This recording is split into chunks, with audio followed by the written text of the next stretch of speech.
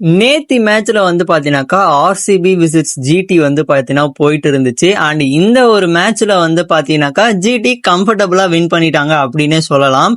ஆனா இந்த ஒரு மேட்ச்ல கான்ட்ரவர்சியா போனது பாத்தீங்கன்னாக்கா கேப்டன் ரஜத் பட்டிதாரோடைய ஜேசன் ஹோல்டர் பிடிச்ச கேட்ச் தான்.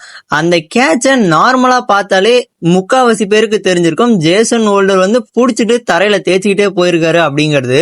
ஆனா அப்படி அம்பையர்ஸோடைய மிஸ்டேக்ஸ்னால இதை அவுட்டுங்கிற மாதிரியான டிசிஷனை கொடுத்துட்டாங்க. ஆனா இதெல்லாம் கூட ஓகே.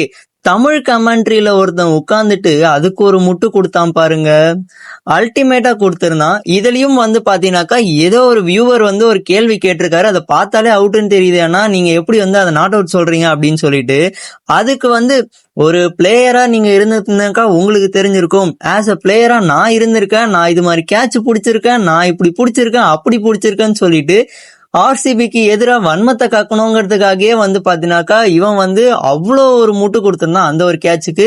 இந்த ஒரு கேட்சை பத்தி நீங்க என்ன நினைக்கிறீங்க அப்படிங்கறத மறக்காம கமெண்ட் பாக்ஸ்ல கமெண்ட் பண்ணுங்க.